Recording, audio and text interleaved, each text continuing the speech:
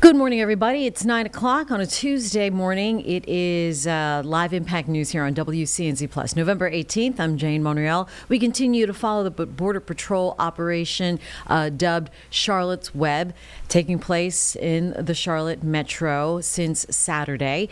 And we are hearing that there are several encounters taking place. Over 130 people now arrested or detained since the weekend.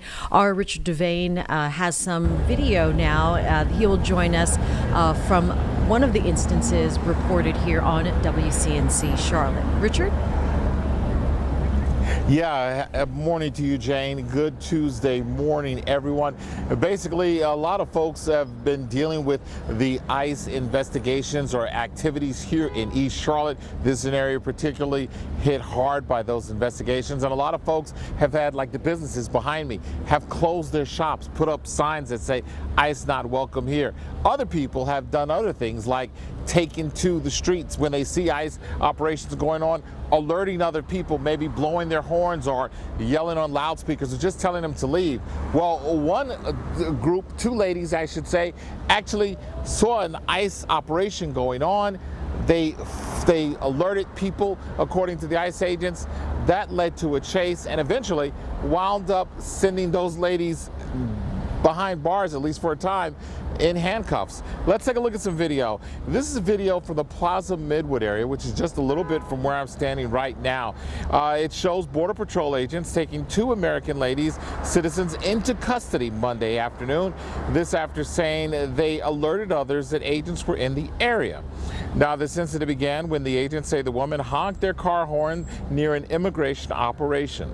Agents then followed their vehicle down Central Avenue, leading to a chase that ended in a nearby neighborhood. Now, apparently, ICE agents said that they were driving erratically. Neighbors told us they saw the agents surround the women's car, actually smashing out the window after holding high-powered weapons on them, and detain the women. It's all been captured on cell phone video by a neighbor who recorded the incident. He also stayed in contact with one of the women's husbands, who said he couldn't reach his wife for hours. Now, the women were eventually released with a citation after being held at an FBI facility. A local attorney says Border Patrol can act if they believe someone is interfering with their operations, although the public does still have the right to record agents' activities, apparently just not honk or distract them. Getting in the way, if you will, than the standing back at 25 yards. I was already close to despair and feeling helpless and hopeless, but I think just the reminder that if we see something, to document it. It's like it's somewhere between disbelief and just being really upset that this is our reality now.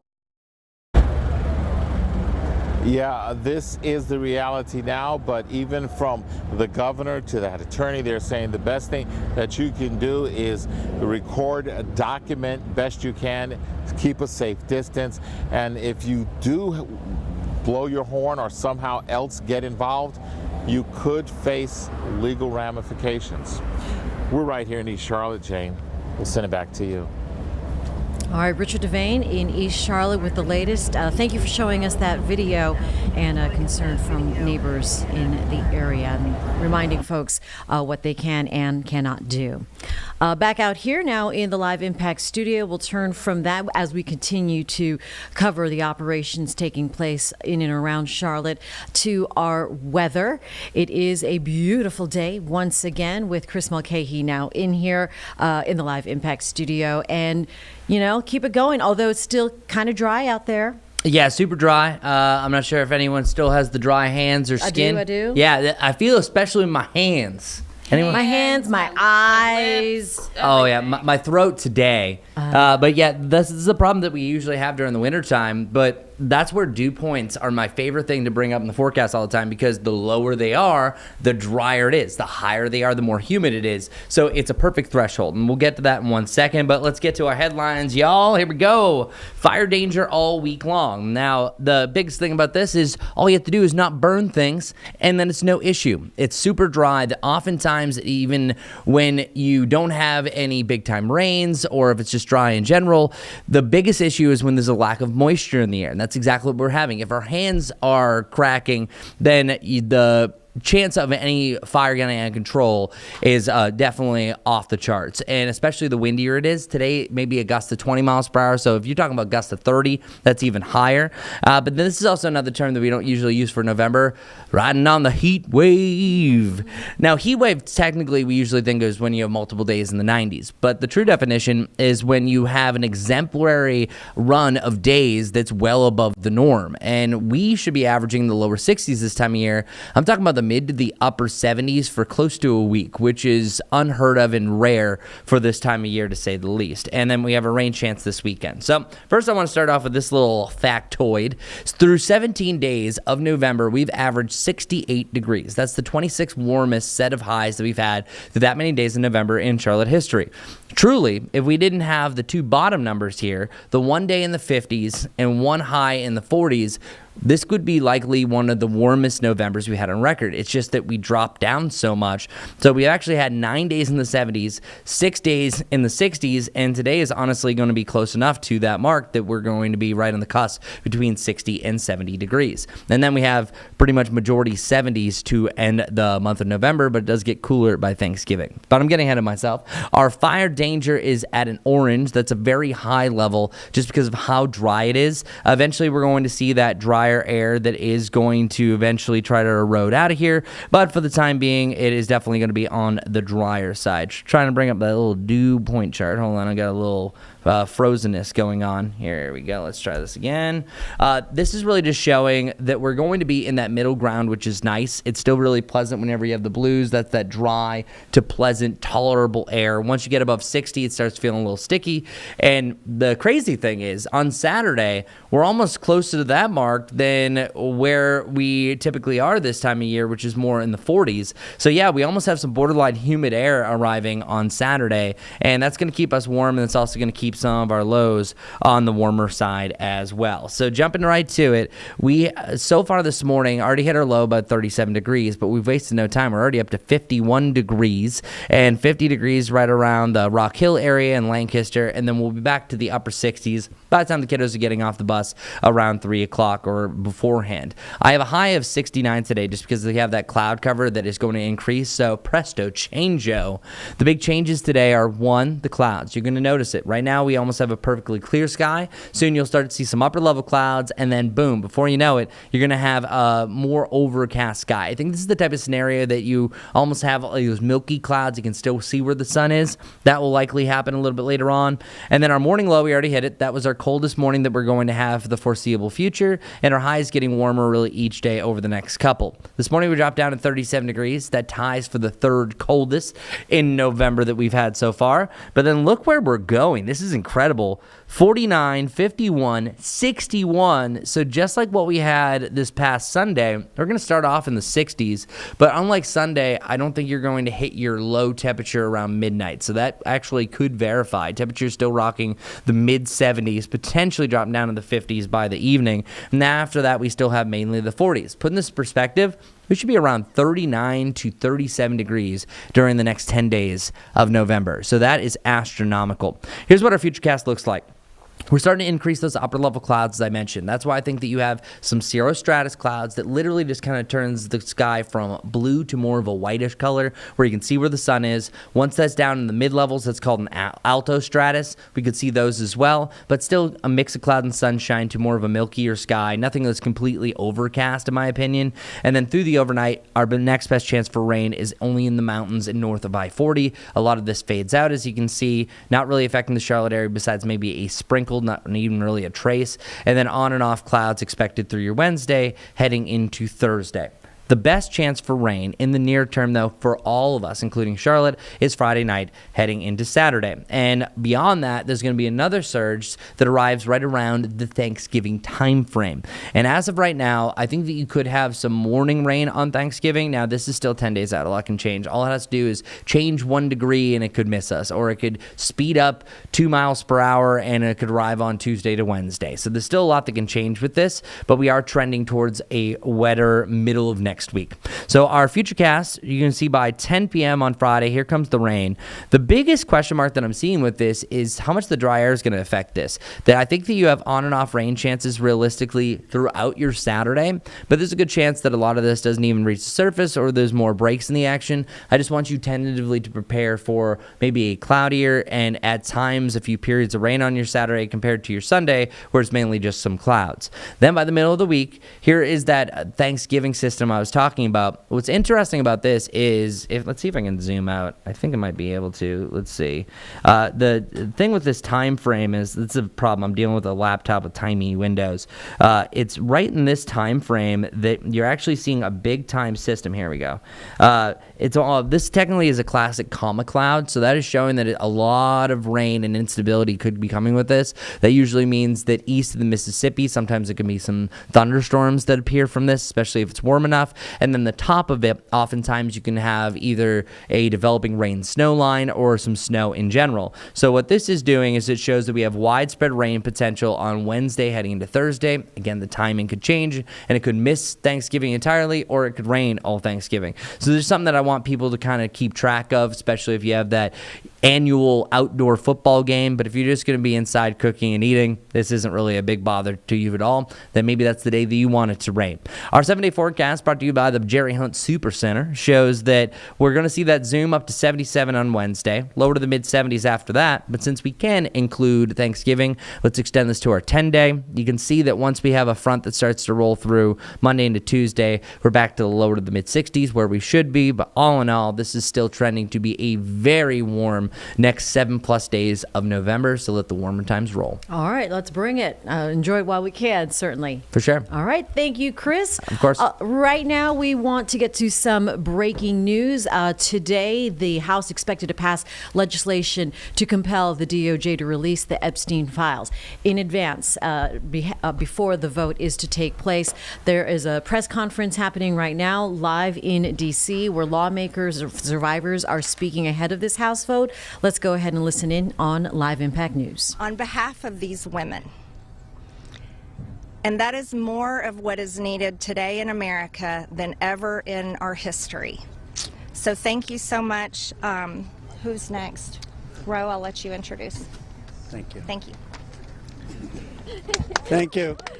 Thank you, Marjorie, Representative Green, for your courage and your words. Before I introduce our survivors, I just want to say that they will make their statements, and then you can ask questions of Representative Massey, myself, or Representative Green, but we do not want people asking questions and cross-examining the survivors. They're here to tell their stories, and they should be heard by the American people with respect. Of course, Congressman Massey, myself, and Congresswoman Green would be happy to answer questions after that. With that, let me introduce the survivor who's helped organize a lot of this, and will be telling her own story and introducing the other survivors. Haley Robson, thank you for your courage and leadership. Absolutely, thank y'all. Oh, good morning. It's a little chilly coming from Florida, not used to it. I want everybody to take a look. I know everybody sees us today as grown adults, but we are fighting for the children that were abandoned and left behind in the reckoning. This is who you're fighting for. This is who Congress is fighting for. This is who the House of Representatives are fighting for, and hopefully the Senate will fight for us too. I want to kick this off right, and I want to address Marjorie Taylor Greene, Thomas Massey, and Rokana. I want to express my gratitude for all three of you, and I know, Rokana, we spoke earlier. This is an incredible thing that I'm watching as a Republican, and this is non-political, but for you to go against your own party and to be ostracized, there's no place for political violence, there's no place for intimidation, and I can say firsthand, stepping out against Epstein and his crimes against children, we have all experienced that ourselves. So for you to knowingly put yourselves at risk and put your career at risk is unbelievable to watch, and we are so grateful. I also want to make a proposition for Marjorie Taylor Greene, because you've been an advocate for this. If you decide to read those names on the House floor for immunity, I will be more than happy, no security needed. I will stand beside you. I will hold your hand. I will hold your coat in solidarity with you. And on top of that, I did talk to Jayapal, who said she would be more than happy to read those names too on the floor with all of us. It's time that we put the political agendas and party affiliations to the side. This is a human issue. This is about children. There is no place in society for exploitation, sexual crimes, or exploitation of women in society. There's no room for it, guys. We're not having it. And to the President of the United States of America, who is not here today, I want to send a clear message to you. While I do understand that your position has changed on the Epstein files, and I'm grateful that you have pledged to sign this bill, I can't help to be skeptical of what the agenda is. So, with that being said, I want to relay this message to you. I am traumatized. I am not stupid. I am traumatized. I am not stupid. You have put us through so much stress, the lockdowns, the halt of these procedures that were supposed to have happened 50 days ago. The Adelita Grijalva, who waited to get sworn in, and then get upset when your own party goes against you because what is being done is wrong. It's not right. For your own self-serving purposes, this is America. This is land of the free. Land of the free. In 1863, we have a woman on top of the Capitol building represent freedom. I do not feel free today. I don't know if the women behind me feel free today. So I am begging every member of Congress, every representative, to step up and choose the chaos, choose the survivors, choose the children, protect the children, all children. You protect all of us equally. Thank you very much for your time. Following that, Lisa Phillips will be the next survivor. And we will get back to that press conference out of D.C. ahead of the House vote to release the Epstein files. A break here on Live Impact News on WCNC Plus. We'll be right back.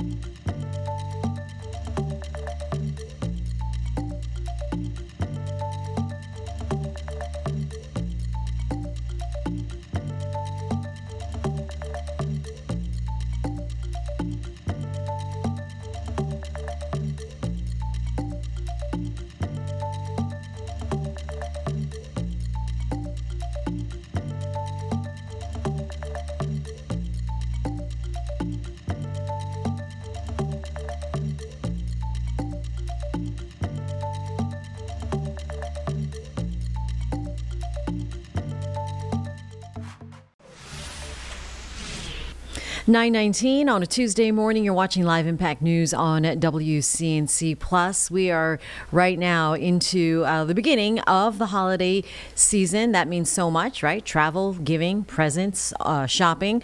Well, there's also Giving Tuesday, and the American Red Cross does so much, bringing hope to families across the country. This year alone, so far, volunteers helping thousands of families across the country with all of the natural disasters, from wildfires to flooding, hurricanes, home fires, and the list goes on. They do so much, providing shelter, meals, even financial aid. $124 million in financial assistance this year so far.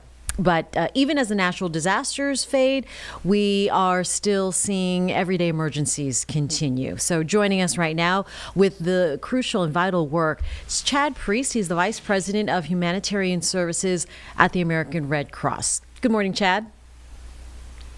Good morning. Thank you so much for having me. Well, thanks for joining us. So we all hear about the American Red Cross. Really, they are one of the first groups, if not the first, to go to a natural disaster when we hear of it. How are you able to mobilize so quickly and get into the communities that need it the most? Well, you're absolutely right. As you mentioned in your opening, it has been a difficult year for tens and thousands of families across the U.S., not only for the big storms that you hear about and, of course, your viewers are familiar with, but also the everyday disasters. And so at each time when these things happen, Red Cross volunteers, supported by donors, step up, providing shelter, food, comfort, and financial assistance. From wildfires in cities like LA. We saw Helene, of course, just over a year ago. How has the Red Cross responded to help folks? Well, every community is different. And so the first thing we do is tailor our response to the needs of the communities. And we're able to do that because 90% of our workforce is made up of volunteers, people from your community. We also tailor the financial assistance we provide to folks so that they can chart their own path to recovery. And as you mentioned, thanks to donations, we've distributed over $130 million to tens of thousands right here in the United States. What is the most common disaster that the American Red Cross responds to, Chad? Well, without a doubt, it's home fires. And during the holiday season, those increase about 20%. So, Jane, if you can imagine this, you've had a tragic fire at your home, you're safe, you're with your family, huddled in front of your house. Pretty much everything you've owned, all of your memories are gone. The fire department is reeling up the hoses, and along comes someone in that iconic American Red Cross red vest, one of your neighbors who has volunteered to respond, giving you a hug, a blanket, and the financial assistance you and your family need to have a place to stay, make sure you have things to eat, that the kids have clothes for school. We do that about every 8 minutes in the United States. And during the holiday season, we anticipate about 40,000 home fire responses. Again, these are all done by our volunteers, people, by the way, including my dad, who is a Red Cross volunteer in my state here in Indiana. Oh, that's amazing and unbelievable. Every 8 minutes, the need for a response, such as the one from the American Red Cross. All right, so you mentioned that this is donor supported. What can folks do and the call to give on Tuesday, Giving Tuesday? Well, anyone can make a donation, and it's easy to do. You can go to redcross.org to make a financial contribution. You can also go to redcross.org to search for where you can donate blood and make a blood donation appointment. All right, Chad Priest from the American Red Cross. Anything else you need our viewers to know? thank you for the support. We really appreciate it, and best to you and your viewers. All right, best to you as well this holiday season. Early greetings to you and Happy New Year. Thank you for joining us. Thank you. And we'll be right back on Live Impact News on WCNC Plus.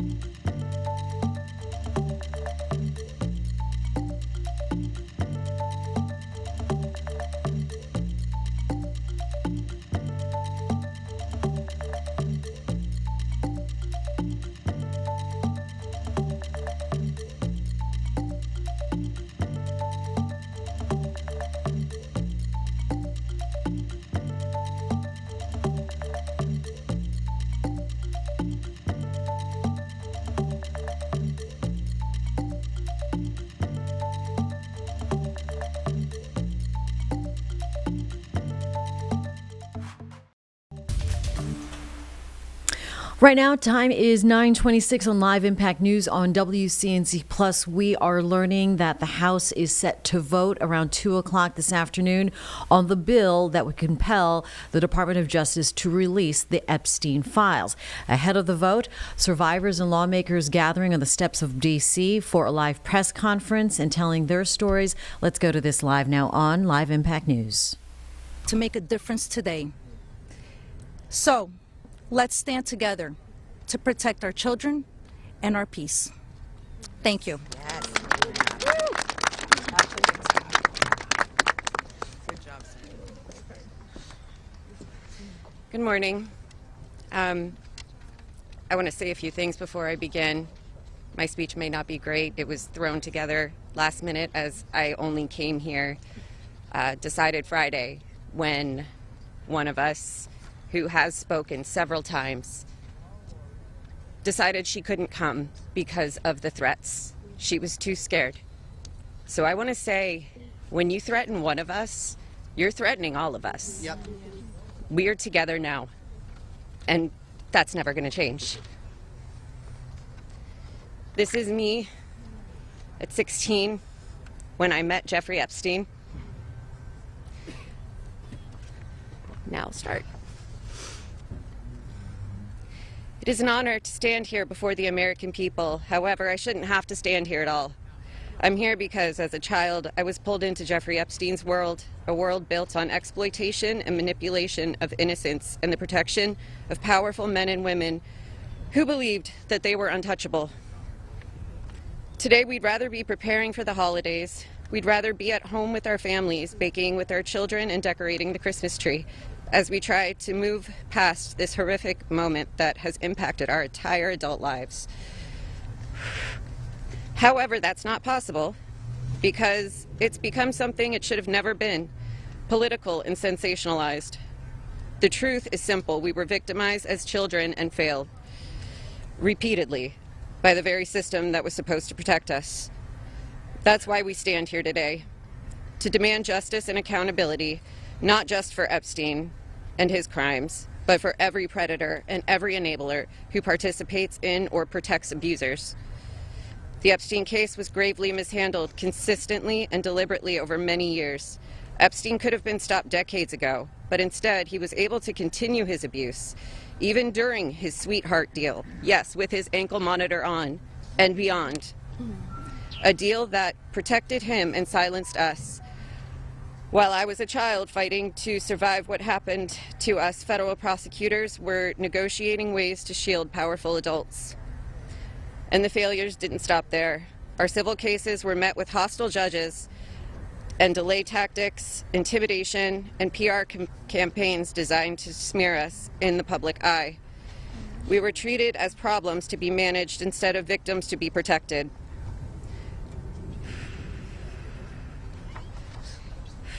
Today, something has changed. Individually, our voices were whispers. Together, they've become impossible to ignore. We are encouraged to see elected officials from both parties, thank you, come together and finally take action to release the files. I'll leave it there. Thank you. Good job. Yes, Ashley. Good morning. My name is Wendy, and I'm standing here today with a truth that still scares me to say out loud. I'm going to put this down because I can't hold both, as you guys saw, but that was me when I was 14 when I met Jeffrey Epstein. None of us here signed up for this political warfare. We never asked to be dragged into battles between people who never protected us in the first place. We are exhausted from surviving the trauma and then surviving the politics that swirl around it. When survivors travel to speak, to advocate, to stand for the truth, we do it with our own money, from our own pockets, carrying our own fear, shaking in our own bodies. There is no team, there is no paycheck. It's just us hoping our voices make a difference. And it puts a pit right in your stomach because you know you're standing on the right side of history. Yes. But standing on the right side of history is not a comfortable place to be. Yep. It never has been. And in a sick, heartbreaking way, it's an honor to show up, an honor to speak here, and an honor to stand in light when the world tried to keep us in the dark. And what keeps me standing is, even with all this fear, I have a 14-year-old daughter myself, the same age I was. And when I look at her, I see the little girl I used to be, the one that no one protected. My greatest fear in this entire world is history repeating itself. And I will do anything, absolutely anything, to make sure that she has to never be one of these girls standing in front of a crowd like this today in her life. So today, from the safest and bravest places inside myself, I am asking Congress, please pass the bill. Please release the records. Stop making survivors fight alone for the truth that should have protected us in the first place. To the representatives that support us, thank you. Thank you for standing beside survivors so we don't have to face this fear alone. Thank you for choosing what is right over what is easy. And every survivor who is scared right now, your fear is real. Your courage is real, and even though we're terrified, we keep showing up. Because someone has to tell the truth. Someone has to protect these children. We deserve safety then, we deserve it now. And we are done being afraid so others can stay comfortable. So with that, I want to say thank you guys for having us. And I just hope that people can remember that as survivors, our story never leaves us, but the choice that you make to pass this bill, your career is in front of you. And that choice will follow you. Everybody will know. So thank you. Beautiful. Good job. Well said, Wendy. You're incredible. Hello, everybody. My name is Danny Bensky. This was me at 17 years old.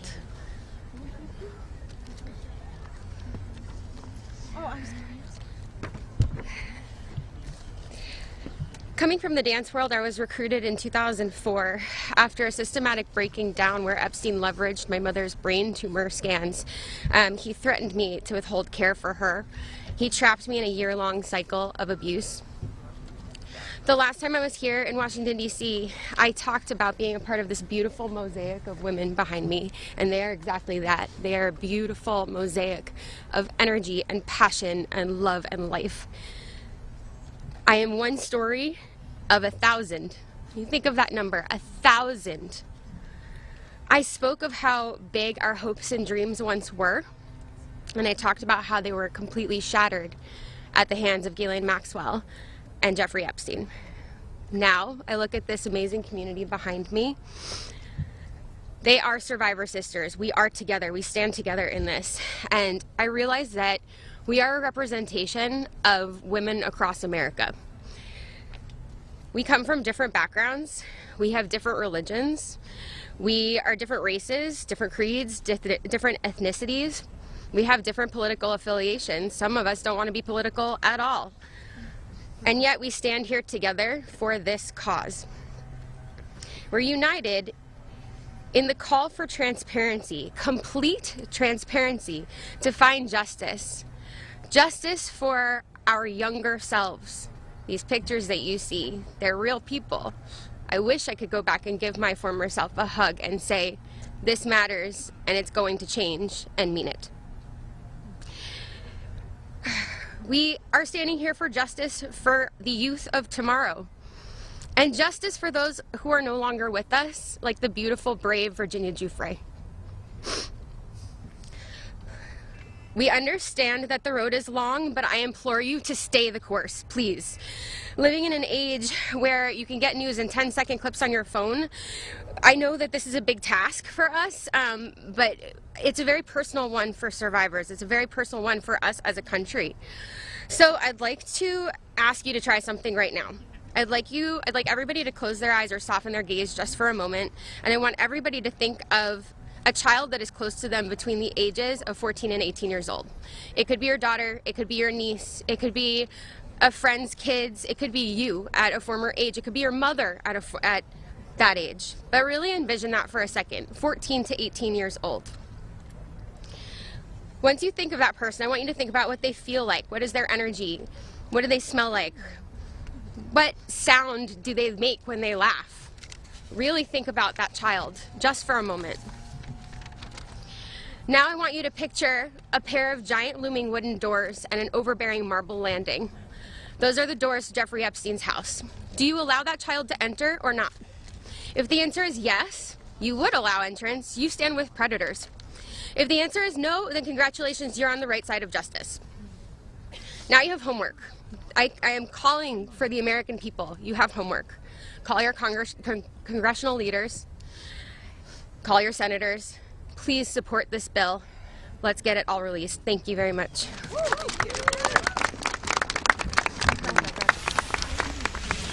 And you are watching live a press conference ahead of today's House vote to go ahead and compel the DOJ to release the Epstein files. We will take a 2-minute break here on Live Impact News on WCNC Plus.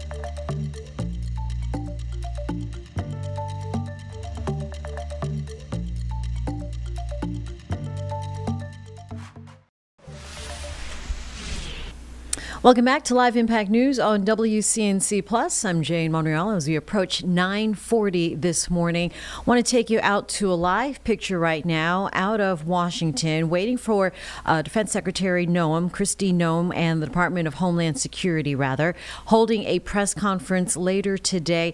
This is actually announcing the next steps to an icebreaker collaboration effort, an ice pact, if you will, between the U.S., Canada, and Finland.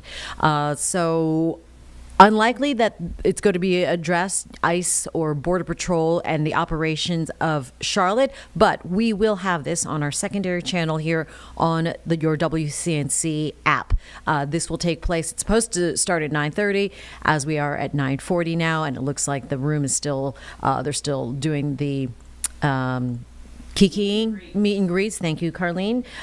We will go to this when it happens. In the meantime, what is happening is a live press conference out of Washington, also outside, with a House bipartisan presser with Epstein survivors and leaders talking ahead of today's vote to release the Epstein files. So let's go ahead and continue to watch this and listen in. So, thank you.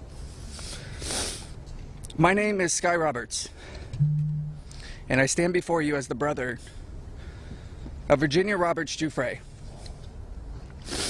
a warrior, a mother, and a sister whose legacy will forever resonate in the hearts of those who understand the fight against injustice. Today we find ourselves in a place of deep sorrow, shattered by the loss of our beloved sister. Yet, we are honored and privileged to carry her voice forward and continue her relentless fight alongside her fellow survivor sisters. Virginia's story is one that should have been filled with promise, but instead it became a harrowing tale of exploitation and survival. At just 16 years old, she took a job at Mar-a-Lago, believing she had secured a dream summer position. But that dream quickly morphed into a nightmare when Ghislaine Maxwell preyed upon her innocence. This isn't just the story of one girl, it's a story about the insidious nature of power and abuse, a dark chapter in our society that must be told.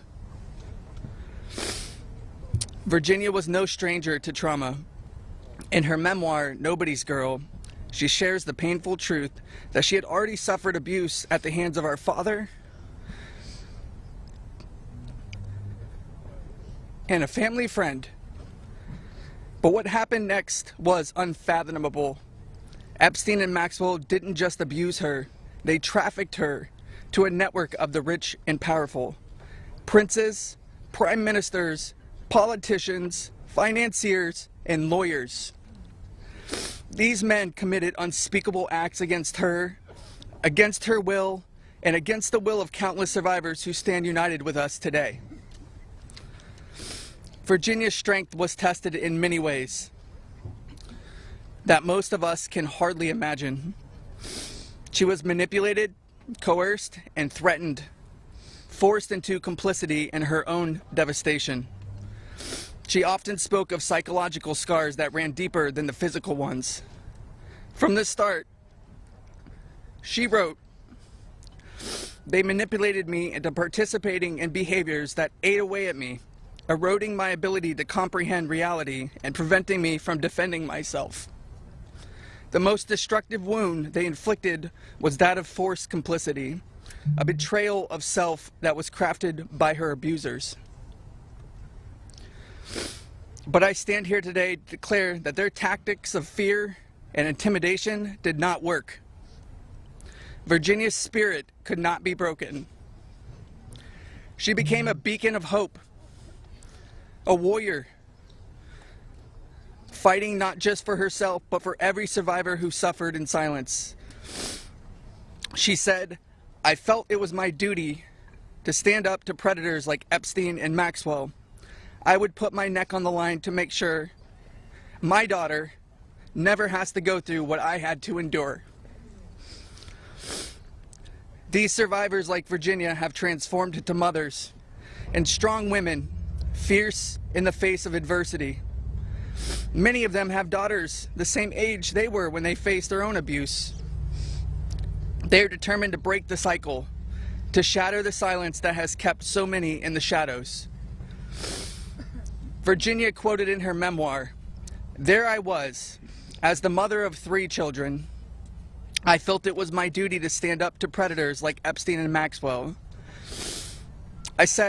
I mentioned to Ellie in particular, her daughter, I would put my neck on the line to make sure she never has to go through what I had to go through. I said, joining Edward's CVRA case, said what I would want somebody to do for my daughter or sister and friend. In the end, I said, I was just trying to do the right thing. That's what I felt like I'm doing," I said. "I'm making a small dent in this big world we live in."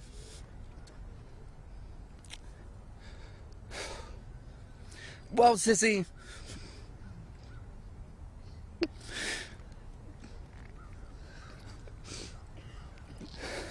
you didn't just make a small dent.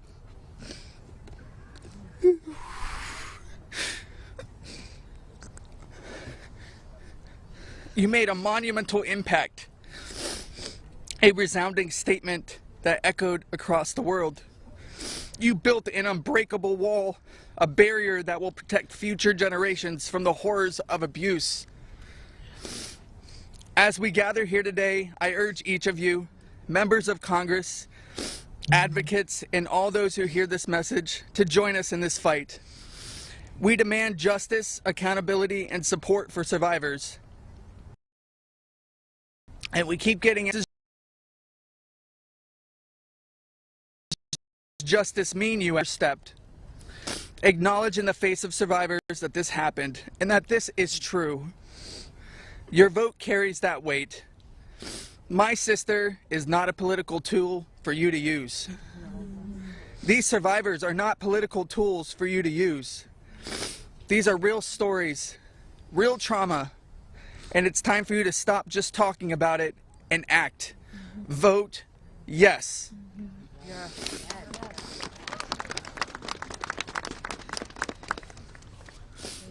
Virginia's legacy is not just hers. It belongs to all of us who stand against injustice. Together, we will ensure that the voices of survivors are heard, that the truth prevails, and that the horrors of the past are never repeated. Thank you. Thank you for listening, and thank you for standing with us. Together, we will not let Virginia's fight be in vain. Together, we will not let the predators win.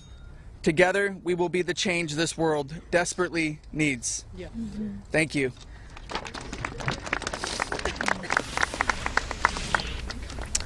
And we'll take a break here on Live Impact News on WCNC Plus.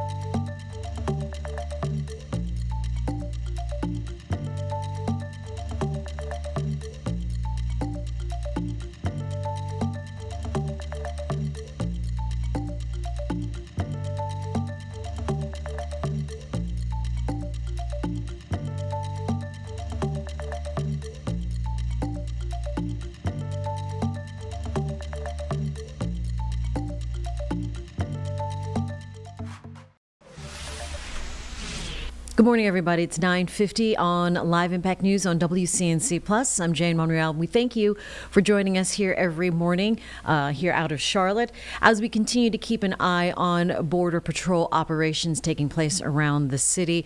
We're also waiting for this press conference to start from Department of Homeland Security Secretary Kristi Noem. There's actually an announcement that is going to be made in collaboration between the U.S., Canada, and Finland.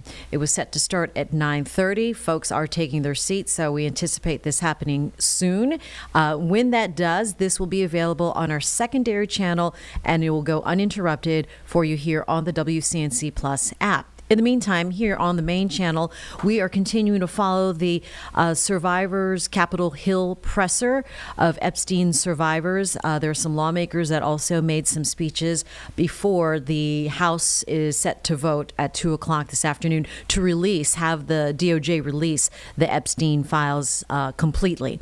Let's continue to listen in on Live Impact News. Is not a hoax. Yes, it's not. What we endured was real. And it has scarred lives across 5 presidential administrations. The truth has been buried in sealed files and hidden records for far too long. The Epstein Files Transparency Act is not just about survivors. It's about America itself. How can we keep America great if the principles the nation was founded on, that power belongs to the people, is not protected? No one, no matter how wealthy and well-connected, stands above the law. If we cannot face the truth, then we betray the very ideals that defines us as a country. By passing this act, Congress has the chance to prove that truth matters more than privilege. Yes.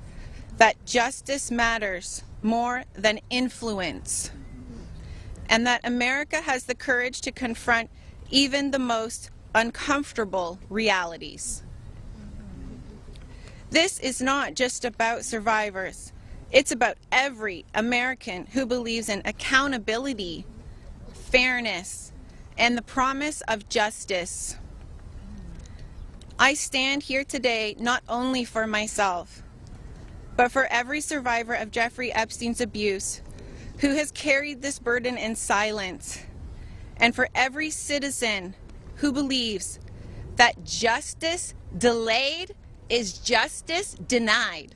Yes. I want to thank Representatives Ro Khanna and Thomas Massey for standing with us. Thank you. And I especially want to thank Representative Marjorie Taylor Greene. Her unwavering support, her courage to stand with us and demand transparency gives us strength. Thank you. It shows that this fight for accountability is bigger than politics. It's about humanity, justice, and truth. This is about America's future. It's about whether we, the people, will be heard when we have the courage to stand for truth and justice. Our voices are real. Our pain is real. And our demand for justice will not be silenced. Thank you. Amen. Girl, Charlene. Hello. Good for you, girl. You did amazing.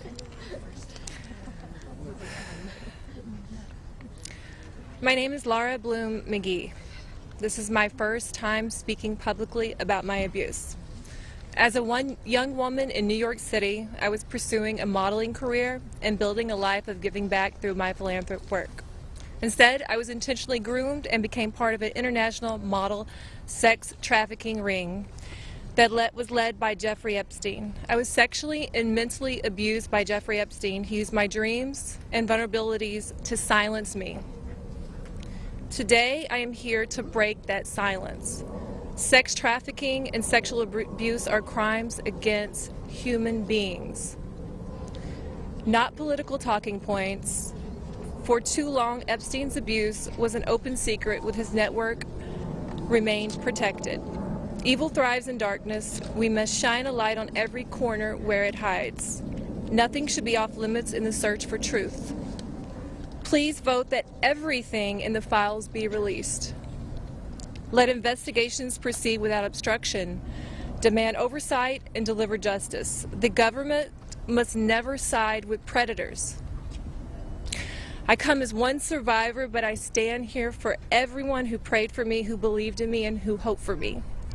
To my fellow survivors, your courage brought me here. We are more than victims. We are mothers, daughters, sisters, friends. This is not a hoax, and we will not be erased. Shame on any elected official who obstructs truth and justice for the American people. Thank you. Amen, Laura. Yeah, girl. My name is Liz Stein. In 1994, I was a senior in college, just 21 years old. I had aspirations of attending law school after graduation, and it looked like I had a bright future ahead of me. 1994 was also the year I met Ghislaine Maxwell and Jeffrey Epstein. My involvement with them changed the trajectory of my entire life. The Epstein files are not about loyalty to any one political party. They're evidence of a crime. We stand here today, victims of the crime of sex trafficking. I'm here today speaking both for my 21-year-old self and for the countless number of people who have experienced sexual violence. When I am asked what I would tell my younger self if I could say something, I say that I would tell myself to tell someone. And if they don't listen, to tell someone else. And to just keep telling until someone listens. And even if nobody listens to you, you should be proud of yourself because you stood in your uncomfortable truth when others could not. And that is true bravery. We stand here today as survivors, part of a sorority that none of us asked to join. We have told our stories over and over and over. Now it's time to see who was listening. We ask that you vote to release the files, all of them, so the victims of this crime can finally see justice. Thank you. Amen. Yes! Go, girl. And we will get to that live picture there of Secretary Kristi Noem, who is about to approach the room for a press conference on an agreement, a collaboration between U.S., Canada, and Finland. First, a break here on Live Impact News on WCNC Plus.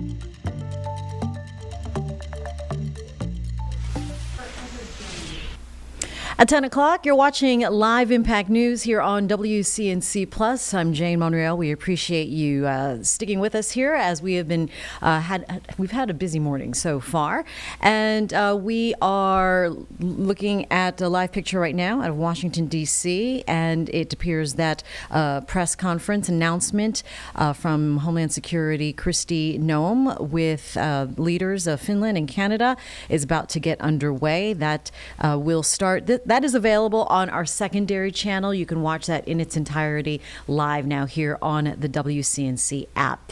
Here on the main channel today, we are joined by two very special guests who are using their platform to break down barriers around a condition affecting millions of Americans, yet goes unspoken many times. Former NFL quarterback Rodney Peete and his wife, acclaimed actor and activist Holly Robinson Peete, joining us here at the top of the hour here, sharing their personal experiences with overactive bladder and why they believe it's time to end the silence. You two, pleasure having you on the show this morning. Thanks for joining us. Thank you for having us. Thank you. Ronnie, I want to start with you. You obviously, both of you, a high-profile power couple. And Ronnie, what inspired you to start telling folks and making your story and your personal symptoms with overactive bladder now? My wife. My wife was the one. But obviously, it's a subject that not a lot of men want to talk about. As you get older, there are certain things that happen to your body, and we kind of write them off as just age, when in essence, it is something that so many Americans deal with. Over 33 million Americans experience OAB, and it's treatable. And Holly was diagnosed with OAB about 4 years ago, and she noticed similar symptoms in me and suggested that I go check it out with my doctor, and I did, and certainly it came out that I had also had OAB, and he recommended Gemtesa to me, and it's helped me tremendously so far. Yeah, Holly, what would you tell other women then who are experiencing their own symptoms and then trying to encourage your partner to, you brought it up with Rodney. How did that go, by the way, when you were, telling him maybe check out yourself and let's share our story and take this to a larger audience? Well, regarding women, girlfriends, we have conversations, and we all thought, or at least I thought, that it was menopause that was causing my OAB, and I had these urgency, frequency, and leakage episodes, and I was like, wait, what's going on? I guess it's menopause. And it was a girlfriend of mine that told me to go to the doctor and ask, well, maybe it was OAB, and it turned out that it was, and it was treatable, and then I started Gemtesa, and it was, really improved my symptoms.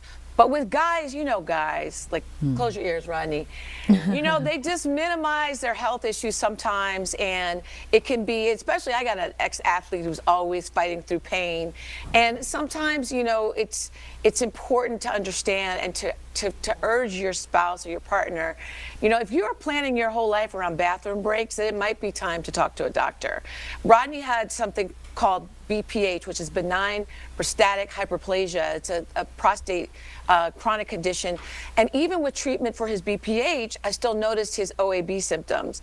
And so I gently suggested. Gentle Gotta nudge. be gentle. Gentle nudge, yes. What's the nudge? 30 years, so I don't know how gentle I was, but just to go talk to the doctor. And I just want to add that with any prescription, there are potential side effects. The most common side effects for Gemtesa are headache, UTI, nasal congestion, sore throat, runny nose, diarrhea, nausea, upper respiratory tract infection.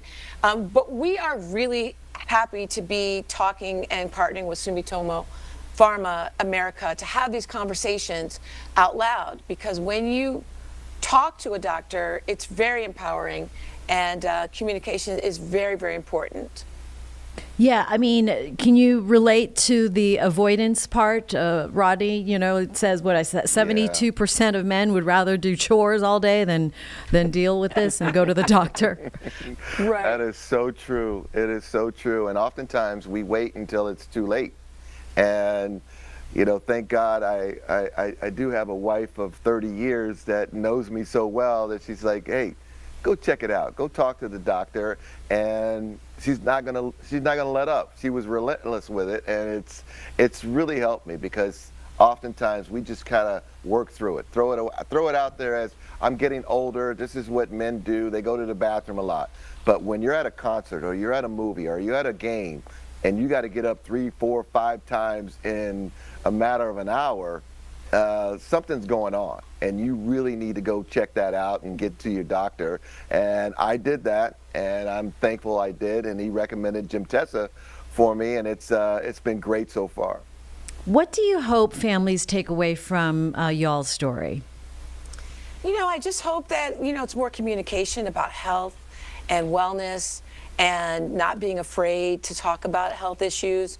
Definitely would love folks to go check out timetogo.com for more information. Gemtesa definitely improved our symptoms, and maybe it might work for you. This is something that, as Rodney said, 33 million Americans experience OAB symptoms. So it's not some rare situation.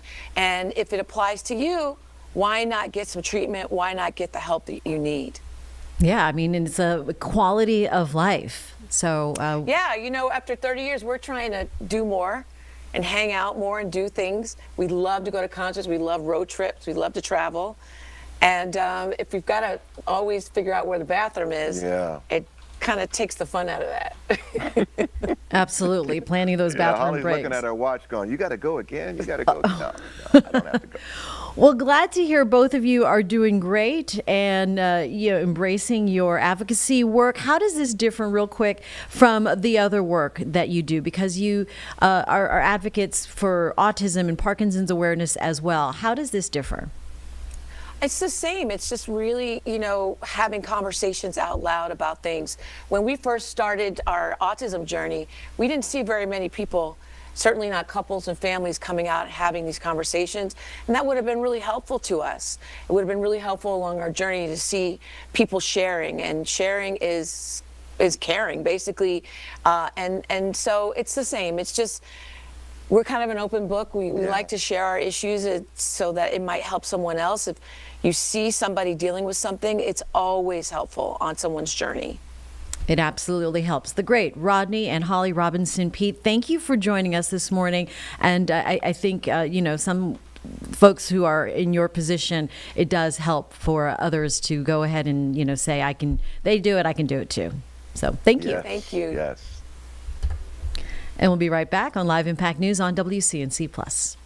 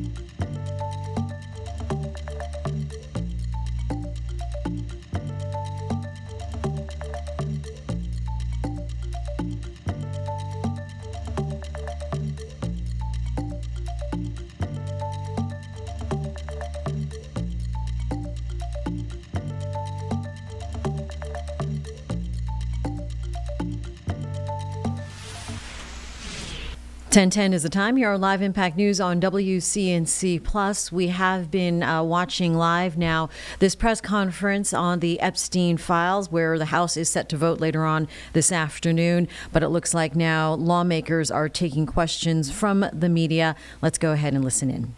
What makes you think you would actually, if this bill passes, see these files?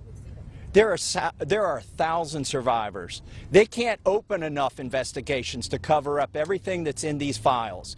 And yes, it's true they can try to protect a few certain people or a few certain companies, but those investigations will eventually end. And in the meantime, there's not enough investigations to cover up 1,000 different crimes, 1,000 different rapes, 1,000 different sex trafficking instances.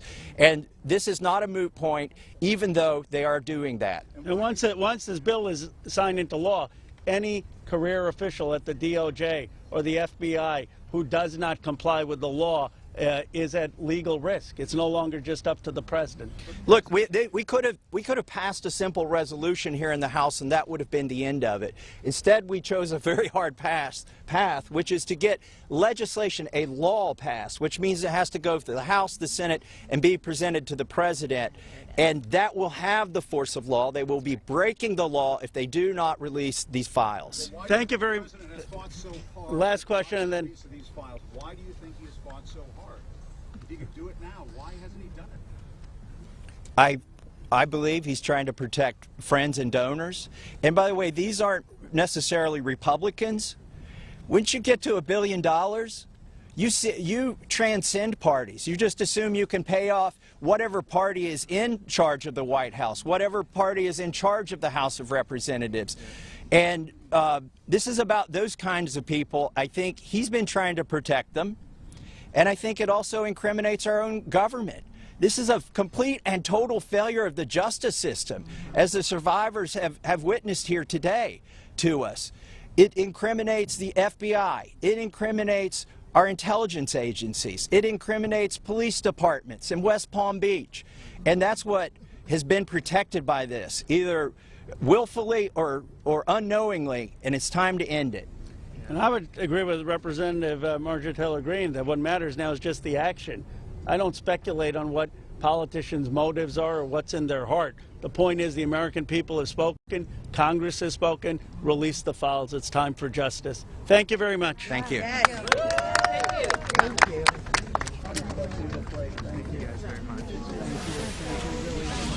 And you've been watching live a press conference ahead of today's vote on releasing the Epstein files from the DOJ. Want to go right now? Also in Washington, D.C., Homeland Security Secretary Kristi Noem is making an announcement, a collaboration between Canada and Finland, as well as the U.S. Let's go ahead and listen in here live. And the people of Canada, and may God continue to keep his hand in protection on the great United States of America. Thank you.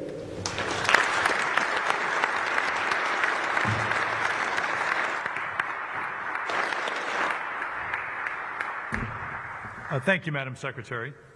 Next, I'm delighted to introduce Ambassador Hillman, Canada's ambassador to the United States.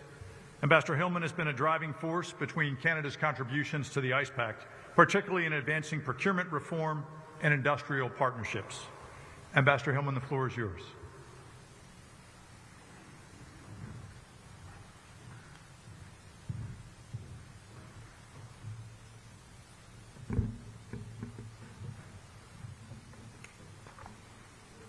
Thank you very much, Madam Secretary. It is a delight to be here with you again and spend some time. This is a very important meeting for us, and we are delighted to be here with you and colleagues. And it's a pleasure to be here with you too, Minister Cousteau, for this historic, I think, meeting between our three countries that solidifies our strong effort and commitment to the Icebreaker Coalition effort. Today, there is no doubt that we face an increasingly dangerous world.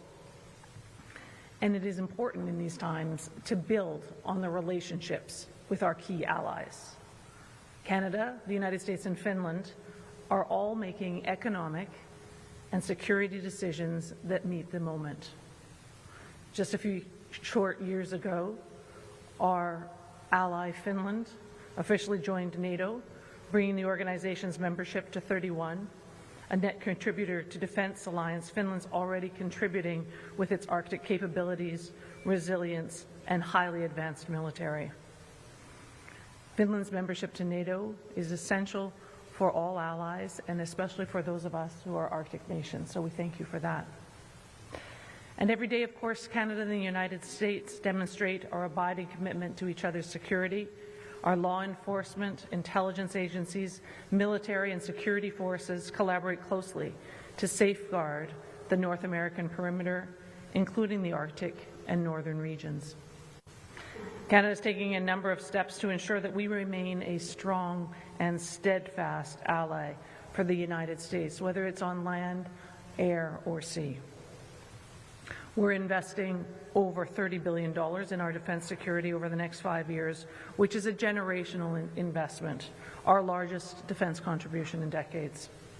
And we're accelerating investments in the years ahead on a path to meeting NATO's 5% pledge by 2035. Now, let me just share, if I may, a few investments that I think are crucial to the group gathered here today. Canadian and American armed forces have jointly defended our North American airspace through the North American Aerospace and Defense Command, or NORAD, for over 65 years. But we need to keep pace with evolving threats. And so Canada is investing in NORAD modernization by enhancing infrastructure, control communications, surveillance, air weapon systems, science, and technology. Specifically, as Arctic allies, we're dedicated to securing our northern regions, and now more than ever, with the threats that the Secretary has referenced and geopolitical competition in the Arctic. The ability of our armed forces to protect our sovereignty and respond to threats in the Arctic is essential.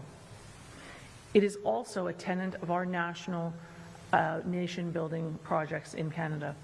For example, our new Arctic Infrastructure Fund is going to expand infrastructure in the region, including deep water ports and a sea lift infrastructure to support military as well as non-military functions. Our new Arctic Economic and Security Corridor will include an all-weather dual-use land and port-to-port infrastructure that will increase the capability of Canadian armed forces in the north. And we lead Canada in monitoring the north. We take this responsibility very seriously and are bolstering our capabilities, including by establishing northern operational support hubs and a new satellite-to-ground station so that we can provide year-round presence in the Arctic. These investments will expand Arctic and maritime surveillance and strengthen cyber and space capabilities. But of course, we're also modernizing our maritime fleet to enhance our ability to operate in Arctic waters. In Canada, in 2010, Canada launched the National Shipbuilding Strategy to build modern vessels, including many new icebreakers that are going to strengthen our ability to protect our sovereignty and improve our operational capability. It has positioned us well to participate in this cooperation in the Ice Pact today.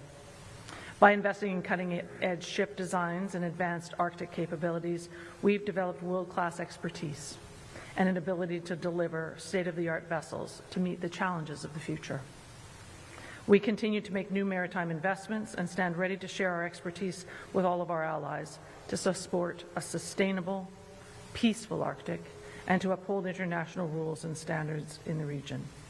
And of course, as we know and why we're gathered here today, partnerships such as the Ice Pact are a critical component of ensuring security and sovereignty in the Arctic. By creating this framework to design, build, and maintain the best-in-class Arctic and polar vessels, including icebreakers, this partnership enhances information exchange, industrial collaboration, and research and development to ensure that all three of our nations can respond effectively to Arctic challenges. Since our countries signed the Ice Pact Memorandum of Understanding last year, meetings such as this one have laid foundations for the big announcements and moving forward as we are today. Just last month, we celebrated the U.S. launch of an icebreaker fleet renewal initiative that will be supported by Canadian shipyards. And both Canada and Finland, who are recognized leaders in icebreaker design and construction, We'll leverage our expertise to maximize joint capabilities with our American friends and colleagues in icebreaker development. In this case, the United States has selected a multi-purpose icebreaker developed by Canada's Seaspan and Finland's Aqua-Arctic for 6 of its new Arctic security cutters. Canada's Chantier Davy, working through its shipyards in Finland and the United States, will contribute to the fleet renewal by building 5 icebreakers. This type of collaboration, facilitated by the Ice Pact, is not only a step towards maritime security, but it drives economic growth, innovation, and supports many good-paying jobs here and in our countries. The joint statement of intent that we're signing today will make sure that we build on this work. Central to that statement is our continued commitment to strengthen our combined industrial capacity and cooperation, and so we will work even closer together with our Ice Pact partners to help keep the region safe. In particular, in 2026, we're going to work to further enhance our industrial cooperation, to boost our combined shipbuilding industries, to design, build, and market Arctic and polar icebreakers and other vessels. We'll emphasize workforce development, including exchange of personnel for training among the participating countries, and we will work to determine the best technology, design, and method to produce the best-in-class icebreakers. To ensure that we remain the best in the world, we will promote even more research and development initiatives and benefit from the expertise and innovation of each of our 3 countries to advance the technology for polar vessels. So we're delighted to be here today, signing the joint statement of intent alongside our dear colleagues.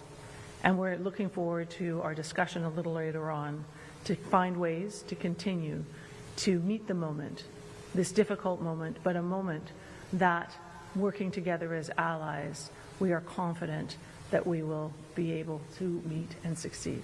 Thank you very much.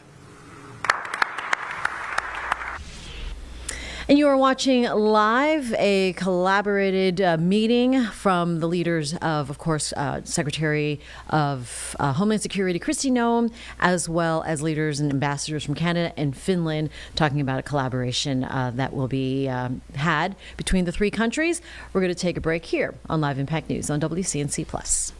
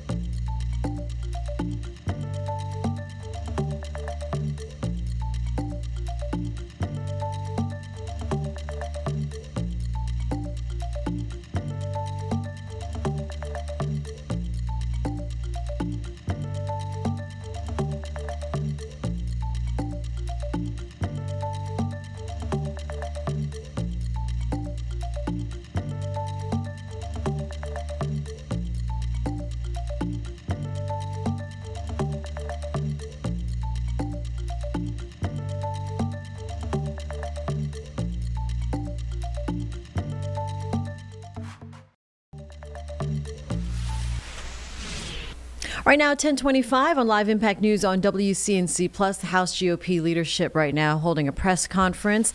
Mike Johnson speaking. He was just a moment ago talking about the Epstein files, which the House is to vote on later this afternoon. But he is also addressing some other issues like health care. Let's go ahead and listen in on Live Impact News. We're never actually interested in transparency or ensuring justice or protecting victims of this unspeakable tragedy, the Epstein evils. And how do we know that? Because the Democrats had every one of the Epstein files in their possession for the 4 long years of the Biden administration. The Biden Department of Justice had the files the entire time. And not a single one of the people who are so loud and animated right now, they never said anything about it for all those 4 years. None of them held press conferences. None of them demanded the release of the documents. And under Biden's DOJ, when they prosecuted just Epstein and Ghislaine Maxwell, not a single one of these Democrats or any of the proponents of the discharge ever made any noise about that at all. So it's fair for the American people to ask the question, why now? Why suddenly are they so interested? They have such an urgent interest in the Jeffrey Epstein matter. The truth is simple and straightforward and obvious for anyone who is willing to look at it objectively. Clearly, this is a political exercise for Democrats and a few others, sadly, and it is as deceitful and dishonest as their pointless stunt to shut down the government. Same ideology behind this. Democrats are trying to use the Epstein matter as a political weapon to distract from their own party's failures. And in a desperate attempt, they're trying to somehow tie President Trump to the scandal. President Trump has nothing to do with it. He has said himself he has nothing to hide. And that's clearly what they've been trying to do. They're trying to attack President Trump. This is what they've done. They weaponized the justice system over the last several years to go after him, and this is their latest attempt. And they don't have a platform or a principle to defend on the Democrat Party side, so they put all their eggs in this basket. And that's why you hear endlessly about Epstein, Epstein, Epstein. Everything's about Epstein. Now, this was an unspeakable tragedy, we said that. And we have great compassion for the victims. And I'm heartened that I met with the victims. Our House Oversight Committee members met with the victims, and they deserve justice. It has been too long delayed. Not just justice for what they were made to endure, but also we need answers on why it took so long for the Department of Justice itself to do that job under previous leadership. Republicans, meanwhile, are working in earnest to deliver transparency to the American people, and we're working that does no further harm to these innocent people and the victims who have been wrapped into this. There are a few key facts here that everybody needs to understand. First, I mentioned the House Oversight Committee doing its work. That is a bipartisan effort. They are already producing far more than the discharge petition even anticipates. Chairman Comer is our chair of oversight. Some of the biggest bulldogs in Congress serve on that committee, you all know, and I've mentioned this so many times. They have been, on the Republican and Democrat side, they're deeply dug in. They've been working around the clock. They worked even through the government shutdown, and there were tranches of documents that were released even over that period. So far, by last count, it's over 65,000 documents, Epstein file documents, that are now out in the public for everyone to review. That includes tens of thousands of pages from the Epstein estate. And that includes Epstein's flight logs, his personal financial records and ledgers, his daily calendars, and so much more. And none of that is even written or included in the discharge petition. So in other words, the Oversight Committee is doing far more than the discharge even anticipates, and the most valuable information thus far has come from the Epstein estate files. That was produced because of the work of the Oversight Committee that is doing that in a professional, robust manner, using the full subpoena authority of the U.S. Congress. From the very beginning, our side has been insistent that this matter must be handled very carefully and with utmost caution and care for the victims. We want maximum transparency. We have always been about that. We want every single person who had any scintilla, there's any scintilla of evidence that they were involved in the Epstein evils, they need to be brought to justice, and it should have been done a long time ago. We need to find out who those people are. But in the meantime, you have to remember there are real people's, innocent people's lives at stake here, and young victims who don't want to be dragged into this political game because it could hurt further what they've already endured. They would be made to suffer more harm if Congress is not careful in what we're doing. And unlike our very important work that's underway in the House Oversight Committee, the Democrat-led discharge petition would carelessly dump thousands of documents without proper protections for the innocent.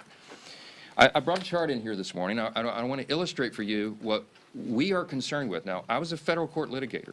The members of our House Judiciary Committee, Republicans in particular, have many of these concerns. You have Chairman Jim Jordan and attorneys like Chip Roy, who's running for Attorney General of Texas now. You have Brad Knott, who's a former federal prosecutor, many members on the committee. Andy Biggs is running for governor of Arizona. They're lawyers, and they understand that the way the discharge petition was drafted is haphazard and dangerous. This is why we have been opposed to this point, okay? And I could be here for a long time going through all the details of it, but the big concern we've all had all along is that the House bill, if it's passed in its current form and it was signed into law, it is dangerously flawed. And our problem and our frustration is there's no way for us in the House to amend it or correct these problems because the authors of the discharge will not allow it.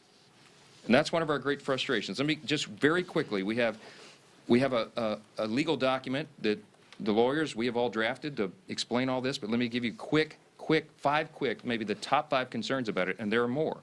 But as drafted, the discharge petition, it fails to fully protect victim privacy. I'm going to read you an excerpt out of our legal document we put together to explain all this. Congress should give the Attorney General broader authority to redact all the victim information. The discharge doesn't do that. This would prevent the release of information that could be used to unmask victims who have chosen to remain anonymous. Now, you have some very brave women who have come forward and put their names and faces out there and done press conferences and explained that justice is overdue, and our hearts go out to them, and they are heroes. But you have as many as 1,000 women, by some of the accounts, who may be caught up in this. And the vast majority of them have not come forward, probably for obvious reasons. They don't want to be unmasked. But the discharge petition doesn't have adequate protections. It risks re-victimizing those who were trafficked and exploited. And the courts have recognized this concern, by the way. I'll read you a quick excerpt. On August 20th of this year, Judge Richard Berman of the Southern District of New York issued an order denying the DOJ's request to release Epstein grand jury materials, noting, quote, names and identifying information of victims appear in the subject materials, unquote. Judge Berman then quoted a letter related to the victims' concerns, which stated the following, quote, transparency cannot come at the expense of the very people whom the justice system is sworn to protect, unquote. And importantly, the judge quoted a letter from one of the victims. In the proceedings, she is named as Jane Doe 2. She said this is one of the victims, quote, I beg the court to make sure it is of the utmost priority that in any sort of release, all and every detail that could possibly reveal our identities be redacted. The victims of Epstein's evils deserve that protection, and the discharge does not currently provide it. Okay? Number 2, the discharge petition could create new victims, okay? Because it requires the DOJ to release information even in cases where the DOJ or the FBI has already reviewed it and determined it is not credible, it is false information. Doing this and requiring this to come out could ruin the reputations of completely innocent people, such as those who have may just have known Epstein but knew nothing of his crimes, or whose names he exploited. Think of this, innocent people whose names he exploited and used to try to get close to his intended victims. Their names may be in these files, and they had nothing to do with this. And so by just haphazardly releasing it, you're going to destroy their reputations. Releasing information containing the names of innocent people would subject those innocent people to a guilt by association. It would create an entirely new group of victims who have no means to clear their names. That's a concern of Congress, and it should be. It should be. Number 3, the discharge in its current form fails to prohibit the release of child sexual abuse materials. That is a term of art. It's called CSAM, okay? It's defined in the U.S. Code. The discharge is so haphazardly written because, remember, it's just a political exercise for these guys. They don't seem to care about this, but they cited the wrong section of the U.S. Code. So when they say that we don't want child pornography to come out, child sexual abuse materials, of course, we don't want that released. They wrote this thing so quickly that they cited the wrong section. So you know what that means? It means that it doesn't really bestow any real legal authority on the Attorney General to redact those materials. And that would compel the DOJ to release that stuff into the public. Every single person in this room knows that's wrong, and you should stand against it. But that's what the discharge says. Number 4, it jeopardizes the future federal investigations of the United States. Why? Because the discharge only allows the Attorney General to redact limited portions of records that could publicly identify individuals who were promised confidentiality. In this scenario, you're talking about whistleblowers, you're talking about confidential informants who came forward and gave information and evidence in exchange for agreeing to have their identities not revealed. Violating confidentiality, imagine the chilling effect that that would have on future investigations. Who's going to want to come forward if they think Congress can take a political exercise and reveal their identities? Who's going to come talk to prosecutors? It's very dangerous. It would deter future whistleblowers and informants. And the release of that could also publicly reveal the identity, by the way, of undercover law enforcement officers who are working in future operations. Dangerous stuff, and they seem not to care. And by the way, I'm going to remind you again, we went to the authors. We asked the authors of the discharge to change this, and they said jump in the Potomac. All right? Number 5, national security concerns, okay? The discharge requires the Attorney General to release within 30 days, quote, classified information to the maximum extent possible. This ignores the principle that declassification should always rest, and always has rested, with the agency that originated the intelligence. Why? So that they can protect their critical sources and methods. It is incredibly dangerous to demand that officials or employees of the DOJ declassify materials that originated in other agencies, in intelligence agencies. I could go on. I won't be here all morning, but there's a lot of problems. There's also a lot of legal scholars, and I'm among them, who are concerned that that you've got problems with grand jury secrecy. We know Rule 6. House Speaker Johnson speaking ahead of today's House vote at 2 o'clock to have the DOJ release the Epstein files. We'll be right back and get back to it here on Live Impact News on WCNC Plus.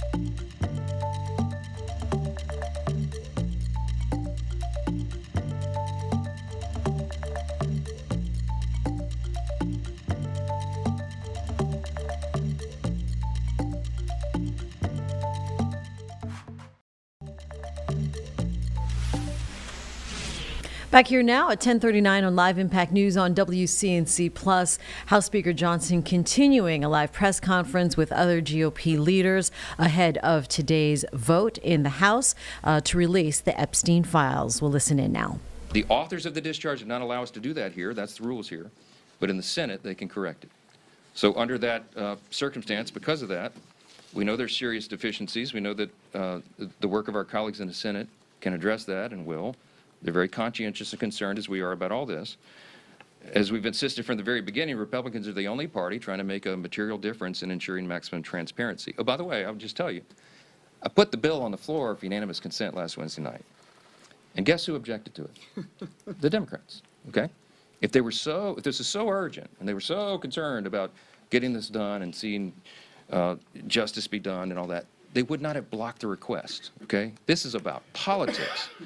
They blocked our unanimous consent motion to expedite their bill and made us waste all this additional time so they could have a show vote today. Republicans are ready to get the job done, to move forward so we can continue to get on to these important issues of dealing with what the American people demand and deserve for us to deal with. And so I want to leave you with this thought. Everybody should think long and hard about who here is acting truthfully, honestly, and in good faith. It is not the Democrat Party that has obfuscated and blatantly lied for the last 4 years about all these things. It is not the Democrats who shut down the government for their own selfish political purposes. It is not the Democrats who blocked the passage of this discharge a week ago because they wanted to have a political moment. It is the Republicans who are acting in good faith, and I believe the American people are going to see that and understand it. I'm going to vote to move this forward. I think it could be close to a unanimous vote because everybody here, all the Republicans, want to go on record to show they're for maximum transparency, but they also want to note that we're demanding that this stuff get corrected before it is ever moves through the process and is completed. I sincerely hope my Democrat colleagues will show the same level of urgency and enthusiasm when it comes to tackling the real issues facing the country that we got to get to, and that's what we really wanted to talk about this morning. Affordability issues are real, and the Democrats themselves created the crisis. Remember, over the last 4 years of the Biden administration, they spent like drunken sailors, and when you throw a bunch of new money into the system, it makes inflation rise, right? Republicans are ready and eager to continue our work to clean up the mess that the Democrats made. We've been doing that already, and we're going to continue to do it. Joining the leadership team this morning to discuss our record-setting success and our continued efforts to bring back affordability, to lower the cost of living, to lower the cost of health care, and have abundant American energy are two of our Republican colleagues who are leading the charge on this issue. And Chairman Brett Guthrie, you'll hear from in a moment, from Energy and Commerce, will speak with you, and Congressman Nick Begich of Alaska, great state of Alaska, is going to address it as well. But I'll first turn it over to our chair of our conference, Lisa McClain. Thank you. Well, good morning, everybody, and welcome back. So let me start with this. House Republicans will not allow Democrats to distract us. And we will not allow any more obstructions to stop us from doing the work of the American people. Because the American people sent us here to do a job, and that's what we intend to do. The Democrats' shutdown never stopped us. The countless witch hunts against President Trump never stopped us either. And the latest discharge petition is just another Democrat distraction. And I can assure you that won't stop us either, because the American people actually expect us to do our jobs and not to distract and obstruct. For more than 40 days, Democrats inflicted needless pain on hardworking Americans. And I ask you this, for what? For what did all of these Americans suffer pain? They did it to use the American people's pain as political leverage. And let that sink in for a second. And don't take my word for it, take Catherine Clark's word for that. They used the leverage for $1.5 trillion of a wish list for that Americans' families just simply can't afford. But Democrats, they didn't get a single one of their demands because House Republicans actually stayed united. And now we're taking that momentum into the fight that matters most to the American people. This week, House Republicans will pass consequential bills to make energy costs more affordable. Bills that will lower energy costs for hardworking families, bills that will build on the work that we've achieved to unleash American energy that we passed in the Working Families Tax Cuts, bills that increase energy production, which you'll hear from Representative Begich and Chairman Guthrie, that cut red tape and drive down prices for every single American. And contrast that to what will the Democrats do? They will almost certainly vote no. But ask yourself why. Why? It's because their radical left won't let them vote yes.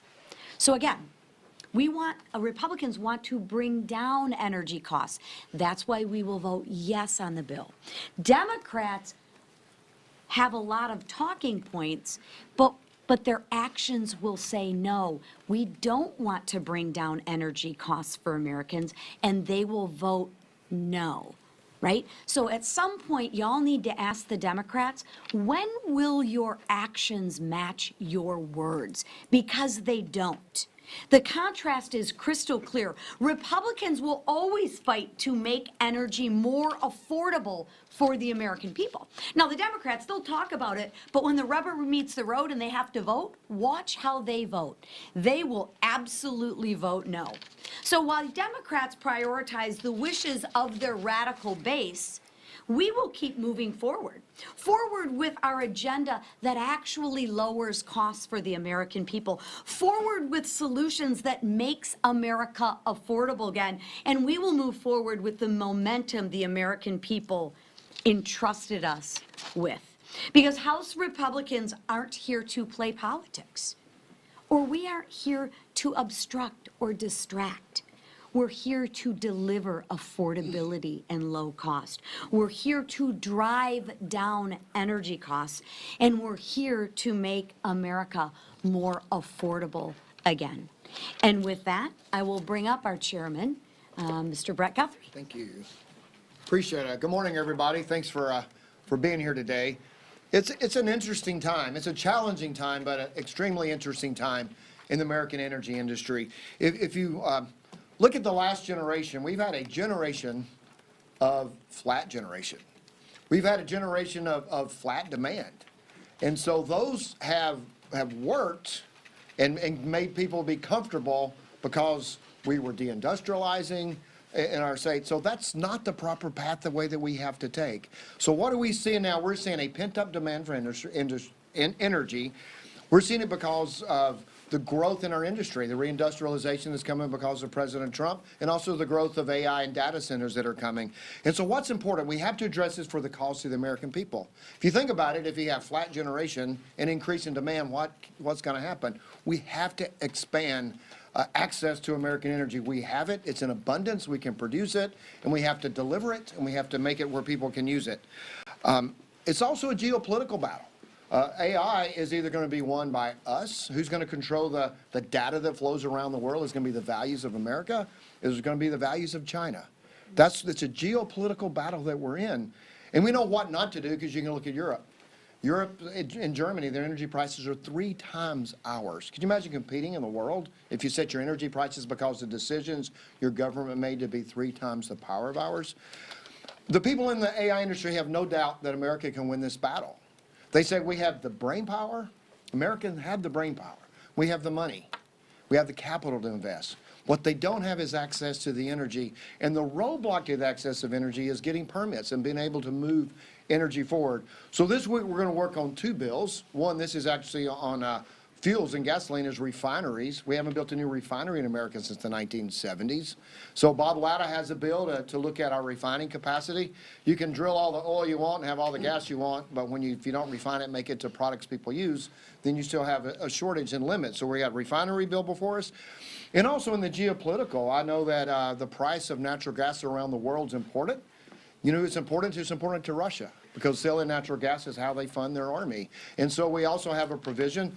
Joe Biden, during the height of the invasion of Ukraine, put a ban on natural gas being exported out of our country, and where the Germans were begging for it. I was in a meeting where high-level officials were begging for our liquid natural gas, and so August Pfluger has a bill to reverse any future administration from doing that. We want energy dominance. We had it in the big, beautiful bill. We've had it in almost every committee hearing, and we're going to work together through transportation, Sam Graves, through the chairman, Bruce Westerman, and Natural Resources, and our group on energy and commerce to make sure we deliver the energy we need for America to be successful in this geopolitical battle and winning the AI battle. But so people, when they turn their lights on and off in their home, can have affordable power.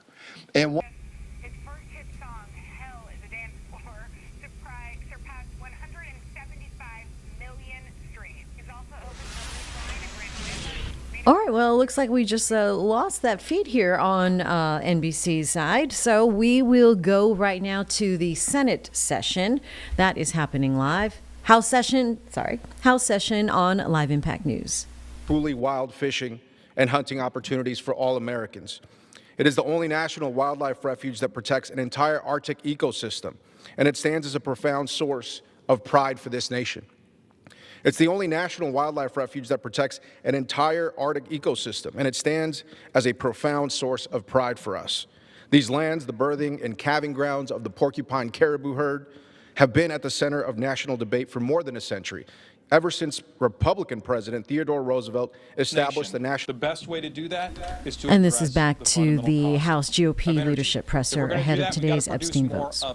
And I happen to be from the great state of Alaska, where we do have abundant natural gas, where we do have abundant oil reserves. But in the previous 4 years, under the Biden administration, we were not allowed to access those important resources for the American people. In fact, under Joe Biden, there were more than 70 executive orders and actions that specifically targeted Alaska, preventing us from developing the oil and gas resources of the state and the critical minerals that we're hearing so much about today. Today's bills help unlock the resources of Alaska for the benefit of the American people, and do so in a durable fashion. In the National Petroleum Reserve of Alaska and the 1002 area of our North Slope. That's 20 million acres unlocked for the benefit of the people of this nation. And I want to thank the leadership team who has prioritized affordability in this country again, who understands that affordability begins with resources and our ability to add value to those resources. Alaska is ready to be a part of that solution, and I'm proud today to introduce these bills, get them passed, and send them over to the Senate. Thank you, and I turn it over to our great whip, Emmer. Thank you. These days, anti-Trump temper tantrums seem to be the Democrat Party's MO. Instead of helping us, Republicans in the House, the President in the White House, and the Senate majority, instead of helping us secure our border, cut taxes, and make life more affordable for the American people, Democrats have shown time and time again that they're more interested in opposing President Trump and his successful agenda at every turn. But their obstruction and partisan games will not deter our efforts to deliver countless wins for the American people.